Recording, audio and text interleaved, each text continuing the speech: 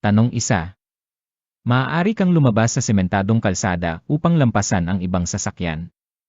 Opsyon A. Kung sapat ang lapad ng balikat ng kalsada upang magkasya ang iyong sasakyan. Opsyon B. Kung ang sasakyang nasa unahan mo ay lumiliko pakaliwa. Opsyon C. Sa anumang pagkakataon, hindi ito pinapayagan. Tamang sagot, Opsyon C. Sa anumang pagkakataon, hindi ito pinapayagan. Tanong 2. Papunta ka sa isang tawiran ng riles ng tren na walang babala at hindi mo makita ang 400 talampakan sa isang direksyon. Ano ang limitasyon ng bilis? Opsyon A. 15 milya bawat oras. Opsyon B. 20 milya bawat oras. Opsyon C. 25 milya bawat oras. Tamang sagot, Opsyon A. 15 milya bawat oras. Tanong 3. Kapag nagpaparada ng paralel sa tabi ng bangketa sa isang patag na kalye, dapat mong ilagay ang iyong gulong sa Opsyon A. Nakaharap sa kalye. Opsyon B. Dapat nasa loob ng 18 pulgada mula sa bangketa. Opsyon C. Isa sa iyong likurang gulong ay dapat nakadikit sa bangketa. Tamang sagot, Opsyon B. Dapat nasa loob ng 18 pulgada mula sa bangketa. Tanong 4. Kapag sumasanib ka sa freeway, dapat kang magmaneho ng Opsyon A. Kasing bilis o malapit sa bilis ng trapiko sa freeway. Opsyon B. 5 hanggang 10 milya bawat oras na mas mabagal kaysa sa trapiko sa freeway. Opsyon C. Ayon sa nakapaskil na limitasyon ng bilis sa freeway. Tamang sagot, Opsyon A. Kasing bilis o malapit sa bilis ng trapiko sa freeway. Tanong 5. Kapag nagmamaneho sa mahamog na panahon, dapat mong gamitin ang Opsyon A. Mga fog light lamang. Opsyon B. Mataas na ilaw, high beams. Opsyon C. Mababang ilaw, low beams. Tamang sagot, Opsyon C. Mababang ilaw, low beams. Tanong 6. Ang isang puting linya sa gilid ng bangketa ay nangangahulugan ng Opsyon A. Poke ng pagsasakay at pagbaba ng kargamento o pasahero. Opsyon B. Poke ng pagsasakay at pagbaba ng pasahero o koreo lamang. Opsyon C. Poke ng pagsasakay at pagbaba ng kargamento lamang. Ang tamang sagot ay Opsyon B. Poke ng pagsasakay at pagbaba ng pasahero o koreo lamang. Tanong 7. Isang school bus ang nasa unahan mo sa iyong linya at huminto na may kumikislap na pulang ilaw. Ano ang dapat mong gawin? Opsyon A. Huminto, pagkatapos ay magpatuloy kapag sa tingin mo ay nakababa na ang lahat ng mga bata. Opsyon B. Magpatuloy ng dahan-dahan sa bilis na 25 milya bawat oras at lumagpas ng maingat. Opsyon C. Huminto hanggat kumikislap pa ang pulang ilaw. Ang tamang sagot ay Opsyon C. Huminto hanggat kumikislap pa ang pulang ilaw. Tanong 8. Ayon sa pangunahing batas ng bilis ng California. Opsyon A. Hindi ka dapat magmaneho ng mas mabilis kaysa sa itinakdang bilis.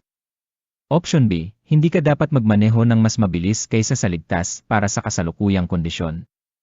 Opsyon C. Ang pinakamataas na limitasyon ng bilis sa California ay 70 milya bawat oras sa ilang freeway. Ang tamang sagot ay Opsyon B. Hindi ka dapat magmaneho ng mas mabilis kaysa sa ligtas para sa kasalukuyang kondisyon. Tanong 9. Ipinagbili mo lang ang iyong sasakyan. Ilang araw mo dapat ipaalam ito sa DMV? Opsyon A. 5 araw. Opsyon B. 10 araw. Opsyon C. 15 araw. Ang tamang sagot ay Opsyon A. 5 araw. Tanong 10. Upang maiwasan ang biglaang pagliko o pagbabago ng direksyon, dapat kang tumingin sa kalsada kung saan ang iyong sasakyan ay magiging sa loob ng Opsyon A. 5 hanggang 10 segundo. Opsyon B. 10 hanggang 15 segundo.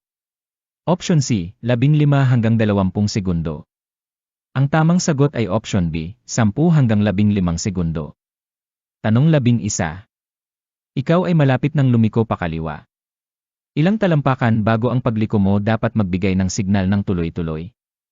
Opsyon A. 50 talampakan. Opsyon B. 75 talampakan. Opsyon C. 100 talampakan. Ang tamang sagot ay Opsyon C. 100 talampakan. Tanong 12. Alin sa mga sumusunod na pahayag tungkol sa mga blind spot ang totoo? Opsyon A. Nawawala ang mga blind spot kung mayroon kang isang panlabas na salamin sa bawat gilid ng sasakyan. Opsyon B. Mas malaki ang blind spots ng malalaking truck kaysa sa karamihan ng mga sasakyang pampasahero. Option C, maaaring suriin ang mga blind spot sa pamamagitan ng pagtingin sa iyong rear view mirror.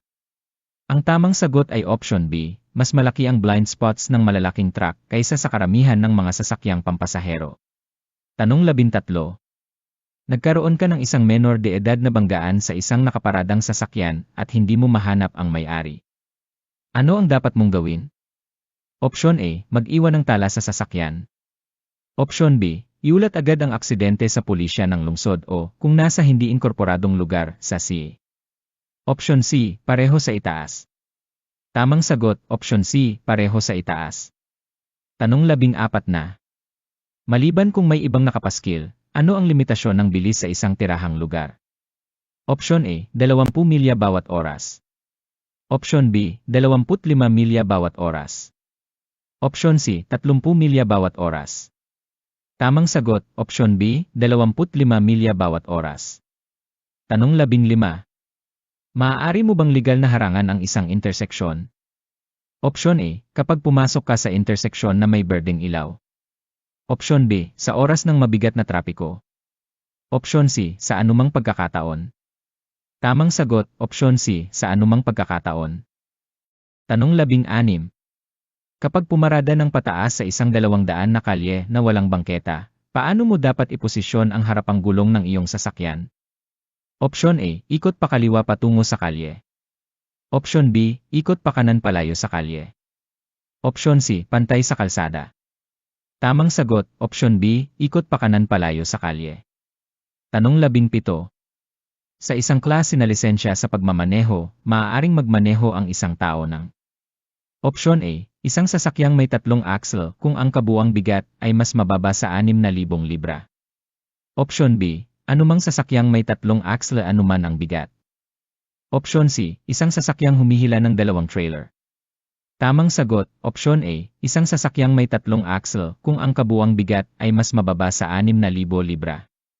Tanong 18. Kapag liliko pa kaliwa mula sa isang multi-lane one-way street patungo sa isang one-way street, saan ka dapat magsimula ng liko? Option A, anumang lane basta ligtas. Option B, ang lane na pinakamalapit sa kaliwang bangketa. Option C, ang lane sa gitna ng kalsada. Tamang sagot, Option B, ang lane na pinakamalapit sa kaliwang bangketa. Tanong 19. Kung ikaw ay nasangkot sa isang banggaan, kailan ka dapat magsumite ng nakasulat na ulat, SR1, sa DMV? Option A, kung ikaw o ang kabilang driver ay nasugatan. Option B, kung may pinsala sa ari-arian na higit sa $1,000 o may anumang pinsala. Option C, kung ikaw lamang ang may kasalanan. Tamang sagot, Option B, kung may pinsala sa ari-arian na higit sa $1,000 o may anumang pinsala. Tanong 20. Kailan pinakamadulas ang kalsada? Option A, sa panahon ng malakas na pag-ulan. Option B, matapos ng matagal ng umuulan. Option C, sa unang ulan pagkatapos ng mahabang panahon ng tagtuyot. Tamang sagot, Option C, sa unang ulan pagkatapos ng mahabang panahon ng tagtuyot. Tanong 21. Saan hindi ka maaaring magparada ng iyong sasakyan? Option A, sa gilid ng freeway sa oras ng emergency. Option B, sa tabi ng isang bangketang may pulang pintura. Option C, sa loob ng 100 talampakan mula sa isang paaralang elementarya. Tamang sagot, Option B, sa tabi ng isang bangketang may pulang pintura. Tanong 22. Dapat mong ipaalam sa DMV sa loob ng 5 araw. Kung ikaw ay Option A, magbebenta o maglilipat ng iyong sasakyan. Option B, mabigo sa pagsusuri ng usok, smog test, ng iyong sasakyan. Option C, kumuha ng bagong reseta para sa salamin o contact lens. Ang tamang sagot ay Option A, magbebenta o maglilipat ng iyong sasakyan. Tanong 23. Dalawang hanay ng solidong doble dilaw na linya na may distansyang 2 talampakan o higit pa sa isa't isa. Option A, maaaring tawirin upang pumasok o lumabas sa isang pribadong driveway. Option B, hindi maaaring tawirin sa anumang dahilan. Option C, dapat ituring bilang hiwalay na linya ng trapiko. Ang tamang sagot ay Option B, hindi maaaring tawirin sa anumang dahilan. Tanong 24, nais mong lumiko pa kanan sa isang paparating na interseksyon. Dapat kang bumagal at Option A, lumipat sa kaliwang bahagi ng iyong linya. Option B, iwasang magmaneho sa linya ng bisikleta. Option C, magbigay ng senyas ng hindi bababa sa 100 talampakan bago lumiko. Ang tamang sagot ay, Option C, magbigay ng senyas ng hindi bababa sa 100 talampakan bago lumiko. Tanong 25. Nagmamaneho ka sa isang freeway na may limitasyong 65 milya bawat oras, ngunit ang trapiko ay umaandar sa bilis na 70 milya bawat oras. Maaari kang legal na magmaneho ng Option A, 70 milya bawat oras o mas mabilis upang makasabay sa trapiko. Option B, sa pagitan ng 65 at 70 milya bawat oras. Option C, hindi higit sa 65 milya bawat oras. Ang tamang sagot ay Option C, hindi higit sa 65 milya bawat oras. Tanong 26. Ilegal na iparada ang iyong sasakyan. Option A, sa isang hindi markadong tawiran, crosswalk. Option B, sa loob ng 3 talampakan mula sa isang pribadong driveway. Option C, sa linya ng bisikleta. Ang tamang sagot ay Option E, sa isang hindi markadong tawiran, crosswalk. Tanong 27. Ang pinakamaligtas na pag-iingat na maaari mong gawin patungkol sa paggamit ng cellphone habang nagmamaneho ay Option A, gumamit ng hands-free na aparato upang mapanatili ang parehong kamay sa manibela. Option B, ilagay ang telepono sa madaling maabot upang hindi mo na kailangang alisin ang iyong mga mata sa daan. Option C, suriin muna ang numero bago sagutin ang tawag. Ang tamang sagot ay Option A, gumamit ng hands-free na aparato upang mapanatili ang parehong kamay sa manibela. Tanong 28. Kung mayroon kang berdeng ilaw ngunit barado ang interseksyon ng trapiko, dapat kang Option A, manatili sa labas ng interseksyon hanggang sa malinis ang trapiko. Option B, pumasok sa interseksyon at maghintay hanggang sa malinis ang trapiko. Option C, lumipat sa ibang linya at subukang lumusot sa trapiko. Ang tamang sagot ay Option A, manatili sa labas ng interseksyon hanggang sa malinis ang trapiko. Tanong 29. Naghahanda kang lumiko pa kanan. Dapat kang Option A, magbigay ng senyas at lumiko kaagad. Option B, huminto bago pumasok sa kanang linya at hayaang mauna ang ibang sasakyan. Option C, bumagal o huminto kung kinakailangan at saka lumiko. Ang tamang sagot ay Option C, bumagal o huminto kung kinakailangan at saka lumiko. Tanong 30. Dapat mong sundin ang mga tagubilin ng mga bantay sa pagtawid ng paaralan. Option A, sa lahat ng oras. Option B, tanging sa oras ng klase. Option C, maliban kung wala kang nakikitang mga bata. Ang tamang sagot ay Option A, sa lahat ng oras. Tanong 31. Ito ay isang napakamahangin na araw. Ikaw ay nagmamaneho. Habang nagmamaneho, biglang may bagyong alikabok na tumawid sa daan, na nagpapababa ng iyong kakayahang makakita. Ano ang dapat mong gawin? Dapat kang magmaneho ng mabagal at buksan ang iyong Option A, ilaw sa loob ng sasakyan. Option B, ilaw sa paradahan. Option C, headlights, ilaw sa harapan. Ang tamang sagot ay Option C, headlights, ilaw sa harapan. Tanong 32. Kapag balak mong lumagpas sa isang sasakyan, dapat mong Option A, huwag ipagpalagay na ang ibang driver ay gagawa ng espasyo para makabalik ka sa iyong linya. Option B, ipagpalagay na ang ibang driver ay hahayaan kang lumagpas kung gagamitin mo ang iyong signal light. Option C, ipagpalagay na ang ibang driver ay mananatili sa parehong bilis. Ang tamang sagot ay Option A, huwag ipagpalagay na ang ibang driver ay gagawa ng espasyo para makabalik ka sa iyong linya. Tanong 33. Kung ikaw ay nasa gitna ng isang interseksyon at biglang makarinig ng sirena mula sa isang sasakyang pang-emergency, ano ang dapat mong gawin? Option A, lumiko sa kanan at huminto sa interseksyon. Option B, magpatuloy sa interseksyon pagkatapos ay lumiko sa kanan at huminto. Option C, magpatuloy sa interseksyon pagkatapos ay lumiko sa kaliwa at huminto. Ang tamang sagot ay Option B, magpatuloy sa interseksyon pagkatapos ay lumiko sa kanan at huminto. Tanong 34. Kung mas mabilis kang magmaneho kaysa sa ibang mga sasakyan sa isang daan na may isang linya sa bawat direksyon at patuloy kang lumalagpas sa iba pang sasakyan, ano ang mangyayari? Option A, mas mabilis at mas ligtas kang makakarating sa iyong destinasyon. Option B, mas malaki ang tsansa mong maaksidente. Option C, makakatulong kang maiwasan ang pagsisikip ng trapiko. Ang tamang sagot ay Option B, mas malaki ang tsansa mong maaksidente. Tanong 35. Aling mga sasakyan ang laging kailangang huminto bago tumawid sa riles ng tren? Option A, mga tanker truck na may markang naglalaman ng mapanganib na materyales. Option B, mga motorhome o pickup truck na may hinahatak na bangka. Option C, anumang sasakyang may 3 o higit pang axle o may bigat na higit sa 4,000 libra. Ang tamang sagot ay Option A, mga tanker truck na may markang naglalaman ng mapanganib na materyales. Tanong 36. Nagmamaneho ka sa isang one-way street. Maaari ka lamang lumiko pakaliwa patungo sa isa pang one-way street kung Option A, may karatulang pumapayag sa pagliko. Option B, ang daloy ng trapiko sa kalye ay papunta sa kanan. Option C, ang daloy ng trapiko sa kalye ay papunta sa kaliwa. Ang tamang sagot ay Option C, ang daloy ng trapiko sa kalye ay papunta sa kaliwa. Tanong 37. May isang malaking truck sa unahan mo na lumiliko pa kanan sa isang kalye na may 2 linya sa bawat direksyon.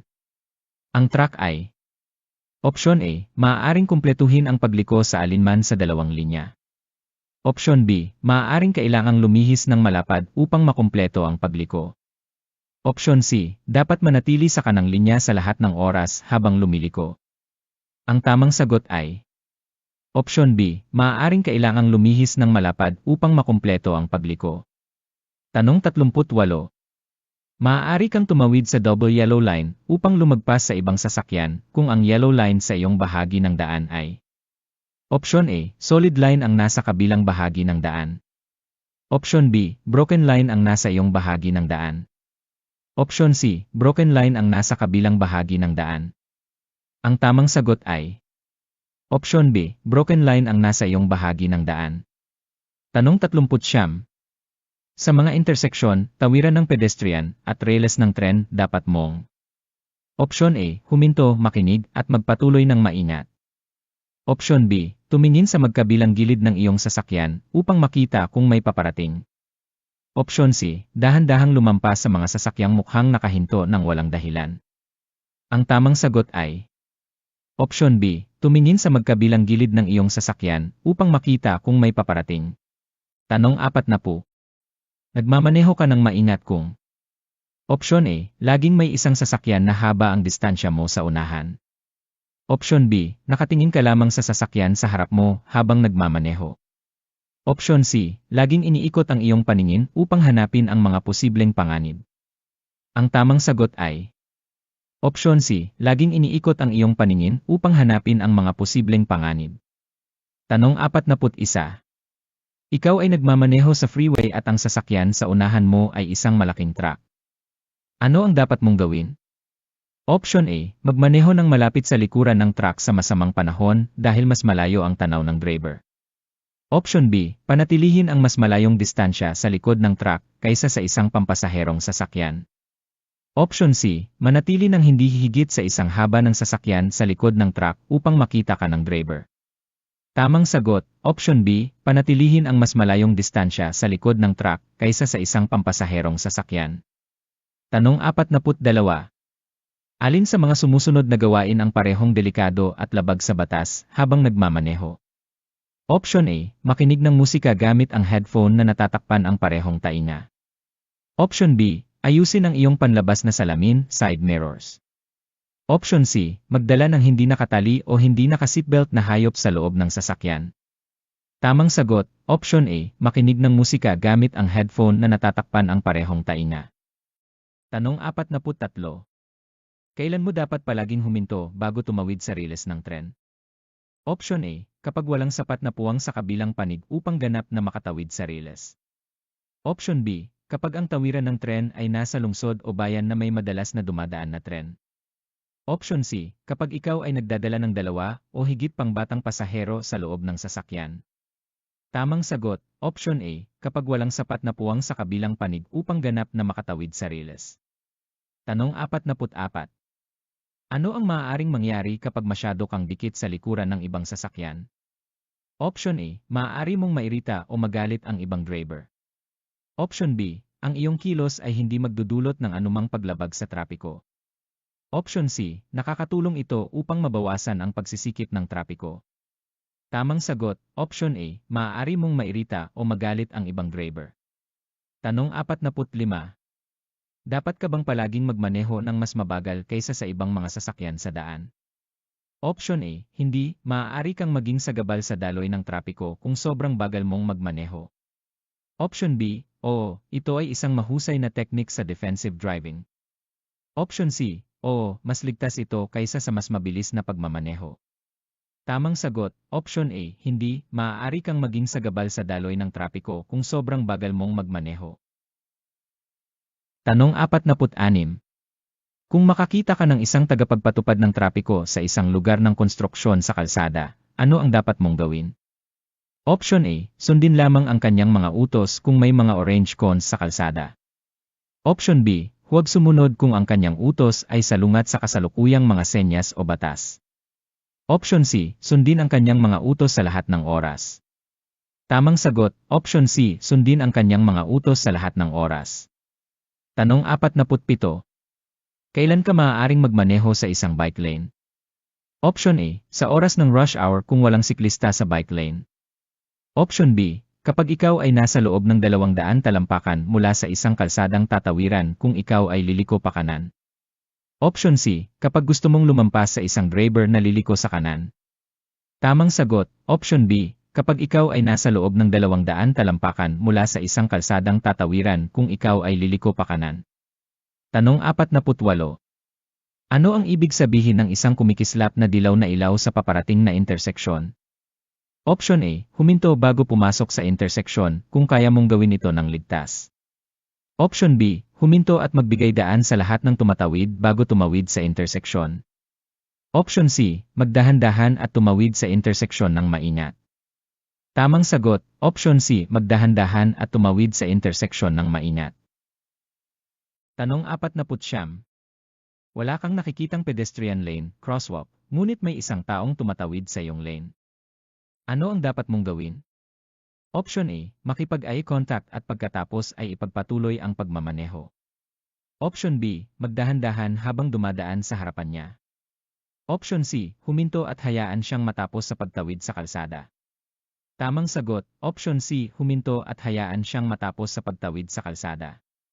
Salamat sa pagsasanay kasama namin. Kung natulungan ka ng video na ito, pakihit ang like button at mag-subscribe sa aking channel para sa mas marami pang practice videos na makakatulong sa iyo na madaling pumasa sa DMV written test.